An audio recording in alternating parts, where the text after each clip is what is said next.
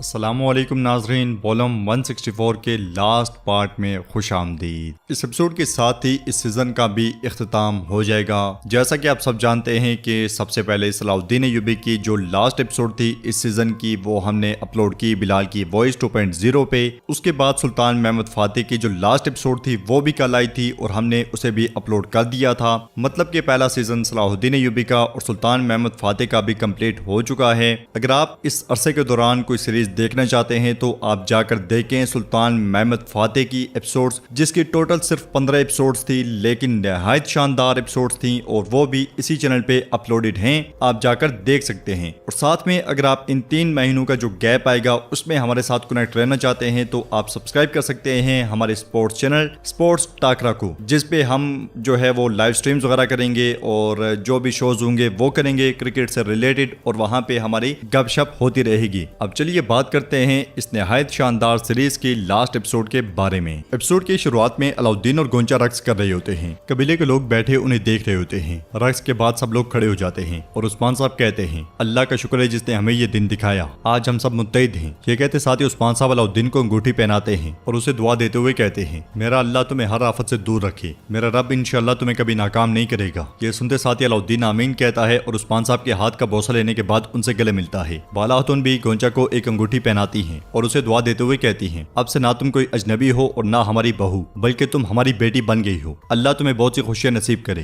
ये सुनते साथ ही गोंचा भी उनका शुक्रिया अदा करने के बाद उनसे गले लग जाती है और उस्मान साहब कहते हैं मेरा रब आपकी खिलाई को कुव्वत दे और आपके घर को हमेशा कायम दायम रखे, मेरा रब आपको नेक औलाद से नवाजे। सब आमीन कहते हैं। फिर गोंचा उस्मान साहब के और अलाउद्दीन बाला खातून के हाथ का बोसा लेता है। बारी बारी वो सबसे मिलते हैं और काफी खुश दिखाई देते हैं। फिर उरहान उस्मान साहब से कहता है हुजूर अगर आपकी इजाजत हो तो हम आपको ऐसे मुबारक दिन पर एक और खुशखबरी देना चाहते हैं। इंशाअल्लाह अब से हम अपने दावा की खातिर लड़ने वाले पहले से ज्यादा होंगे। अब हमारा परचम उठाने और तलवार लहराने के लिए हमारी औलाद होगी इंशाअल्लाह। यह सुनकर उस्मान साहब बाला खातून और बाकी सब लोग भी बहुत ज्यादा खुश होते हैं। उरहान मजीद कहता है अगर लड़का हुआ तो इसका नाम अल्लाह के हुक्म से हमारे दादा सुलेमान शाह के नाम पर होगा। यह सुनकर उस्मान साहब खुश होते हुए कहते हैं अच्छा तो इस बाबरकत दिन पर मुझे 2 पोतों की खुशखबरी मिली है। फिर उरहान और अलचम भी सबसे दुआएं लेते हैं और सबकी खुशी दुगनी हो जाती है। फिर सुंगुर भी आगे बढ़ते हुए कहते हैं हुजूर मेरा अल्लाह आपकी और आपके अहले खाने की उम्र दराज करे, मेरा अल्लाह आपका नाम हमेशा कायम दायम रखे। यह सुनकर सब आमीन कहते हैं और उस्मान साहब उनका शुक्रिया अदा करते हैं। फिर आगे बढ़ते हुए कहते हैं ऐ लोगों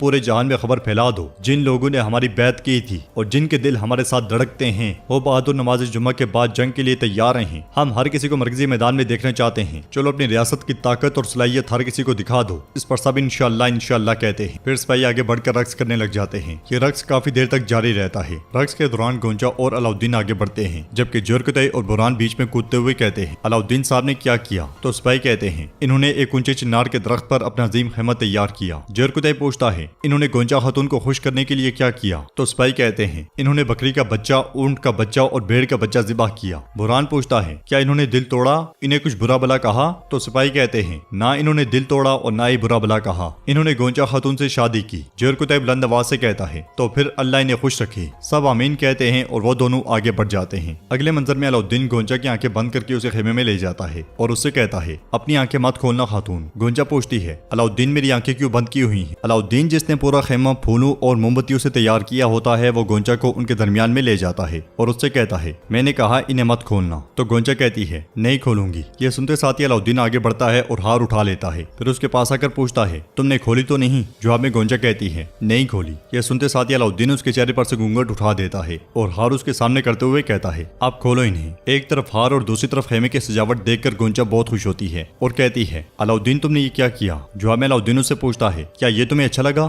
तो गोंचा कहती है ये बहुत खूबसूरत है। इसके साथ ही अलाउद्दीन उसे हार पहना देता है और फिर उससे कहता है हमारी मोहब्बत एक गुलदाउदी से शुरू हुई थी, है ना मेरे गुलाब? इंशाअल्लाह अब से हम उन गुलदाउदी की तरह पुरसुकून और खुशगवार जिंदगी गुजारेंगे। तो गोंचा कहती है हमारे बच्चों के साथ इंशाअल्लाह। वो दोनों बहुत ज्यादा खुश दिखाई देते हैं। अगले मंजर में हम देखते हैं कि उस्मान साहब यूनुस एमरे के साथ जंगल से आगे बढ़ रहे होते हैं और यूनुस एमरे उनसे कहते हैं रसूल अल्लाह सल्लल्लाहु अलैहि वसल्लम अपनी तबलीग के आगाज से लेकर अलविदाई खुतबे तक अपने रास्ते पर चलते रहे, एक लम्हे के लिए भी थक कर नहीं रुके। आप भी सुन्नत की पैरवी कर रहे हैं। उन्होंने आपके रास्ते में बहुत सी रुकावटें डाली मगर आप पीछे नहीं हटे। इस रास्ते पर आपका सामना बहुत से दुश्मनों से हुआ मगर आप उन्हें गिरा कर आगे बढ़ गए। लेकिन जान लें कि आपका रास्ता अब से ज्यादा मुश्किल है। जैसे जैसे आप मंजिल के करीब पहुंचेंगे आपके दुश्मनों की तादाद में इजाफा होता जाएगा। तो उस्मान साहब कहते हैं ज़ाहिरी दुश्मन नहीं बल्कि पोशीदा दुश्मन। ए लफ्जों के सुल्तान, असल मसला यह है कि मेरे अंदर जो कुछ चल रहा है इस बारे में सिर्फ मेरा रब भी बेहतर जानता है। जब मैं फतूहात पर जाता हूँ तब कभी कभार मैं खुद से पूछता हूँ कि क्या मैं ये सब अपने नफ्स के लिए कर रहा हूँ या फिर अल्लाह के लिए। यूनुस एमरे पूछते हैं आपका दिल क्या कहता है। इसलिए में उस्मान साहब और यूनुस एमरे की नजर सामने फौज पर जाती है जो मैदान में झंडे उठाई खड़ी होती है और उस्मान साहब परेशान होते हुए कहते हैं मेरा नफ्स खामोश हो जाता है, लेकिन आपके सामने ये कहते हुए मुझे शर्मिंदगी महसूस हो रही है कि कहीं आप मुझे गलत ना समझ बैठे। यूनुस एमरे पूछते हैं क्या तीर फेंकने वाले आप हैं। जवाब में उस्मान साहब एकदम से कहते हैं हरगिज नहीं, मैं ऐसा कभी नहीं कह सकता।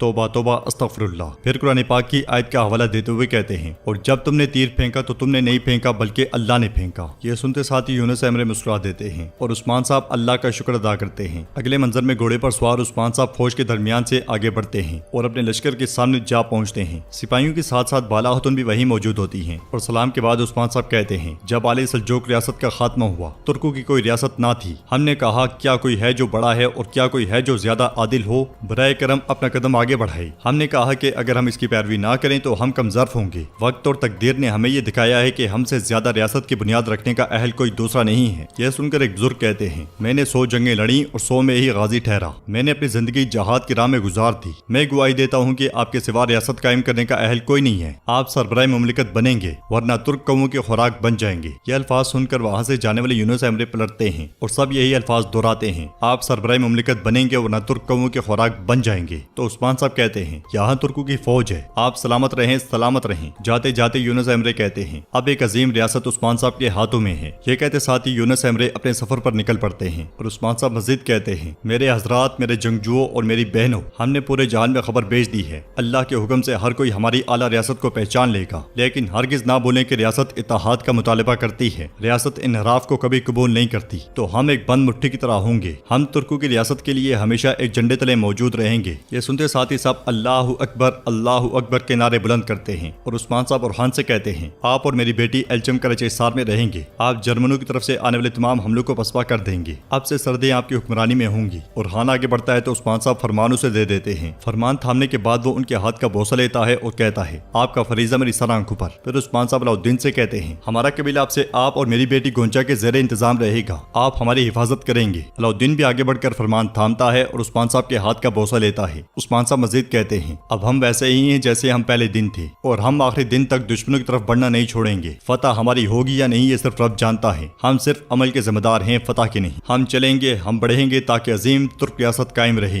ये कहते साथ ही उस्मान साहब तलवार निकालकर अल्लाह अकबर का नारा बुलंद कर देते हैं तो पूरे का पूरा लश्कर अल्लाह अकबर की सदाओं से गूंज उठता है। तो नाज़रीन सीजन के आखिरी मंजर में सब अपने घोड़े दौड़ा देते हैं और उस्मान साहब उनकी क़यादत कर रहे होते हैं। उनकी आवाज गूंजती है मैं उस्मान बे हूँ। मैंने अपने बाबा अतगल गाजी की तरफ से मीरास में मिली हक की आवाज को आगे बढ़ाया और पूरे जहान में फैला दी। हमने इमारात को वसी किया और उसे एक ऐसी रियासत बना दिया जो हमेशा के लिए तुर्कों का साया रहेगी। मैं सीधे रास्ते पर चलता रहा। उसूलों के बारे में बात करने के लिए मैं कभी भी कुरान के अहकाम से पीछे नहीं हटा। मैंने रब के हुक्म के अलावा कभी कोई काम नहीं किया। मेरी ख्वाहिश है कि मेरे पीछे रह जाने वाले रिवायात से मुंह ना मोड़े। मेरी औलाद, मेरे जंगजू, पूरा आलम और मेरे लोग भी इंसाफ से कभी मुंह ना मोड़े। फतह हासिल करने के लिए सिर्फ मेरे रब के रास्ते पर चलें। फतह हासिल करें ताकि उन तकलीफों के अजर के मुस्तहिक हो जाएं जो हमारे बाप दादा ने सही हैं। उस्मान साहब का लश्कर बर्क रफ्तारी के साथ आगे बढ़ता ही चला जाता है और इस लश्कर की मंजिल क्या है ये हम जान सकेंगे सीजन 6 में। कैसा लगा आपको ये सीजन 5 हमें आप कमेंट बॉक्स में बता सकते हैं। इसके अलावा अगर आपने हमारे स्पोर्ट्स चैनल स्पोर्ट्स टाकर को सब्सक्राइब नहीं किया तो प्लीज उसे सब्सक्राइब करें ताकि आप हमारे साथ शोज में शामिल हो सकें। साथ में अगर आप इस अरसे में अगर कोई सीरीज देखना चाहते हैं तो आप देखें सुल्तान महमद फातेह की सीरीज को। निहायत ही शानदार सीरीज है।